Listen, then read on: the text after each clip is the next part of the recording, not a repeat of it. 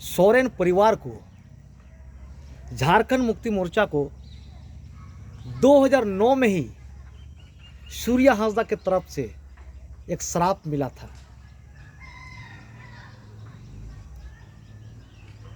दो 2009 में यह तय हुआ था सूर्या हांसदा को टिकट देने का, और टिकट नहीं देने का नतीजा आज समझ रहे हैं।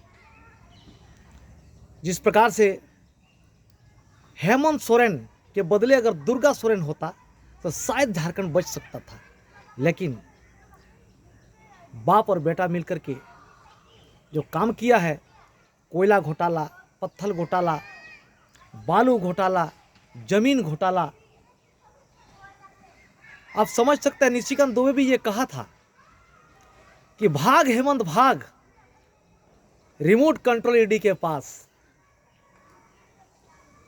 इसलिए मैं कहना चाहता हूं कि पूरा देश जान चुका है कि हेमंत सोरेन कोयला चोर है, पत्थर चोर है, बालू चोर है। उसके अलावा भी कभी आदिवासियों के लिए सोचा नहीं, संथाल परगना में कभी आदिवासी पहाड़िया के लिए सोचा नहीं, लेकिन एक तरफा एक समुदाय को, एक कौम को मदद करते रहा।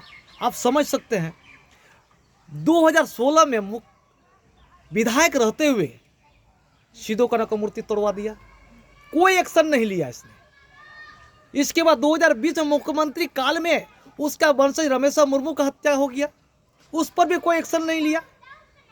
आप समझ सकते हैं सिदो कान्हू का मूर्ति तोड़ना, उसके वंशज का हत्या करना, जो आज आदिवासी समाज के लिए शान है। आप समझ सकते हैं रूपा तिर्की, जो पंकज मिश्रा द्वारा रेप करके बलात्कार करके मार दिया गया, उस पर भी कोई एक्शन नहीं हुआ। रवि का पहाड़ी इनको 50 टुकड़ा में बांटा, कोई एक्शन नहीं लिया। एक जू तक आवाज नहीं रहेगा हेमंत सोरेन का। और लव जिहाद, जमीन जिहाद, आज समझ सकते हैं मोनिका किस्कू एक मुस्लिम में शादी किया है, और वही हेमंत सोरेन पंकज मिश्रा मिलकर के चेयरमैन बना दिया। आज समझ सकते हैं आदिवासी का आरक्षण सिर पर छेड़छाड़ करना। इसलिए हमारा कहना है कि पूरे समाज का कहना है, पूरे संथाल परगना का कहना है, इसको कड़ी से कड़ी सजा दे।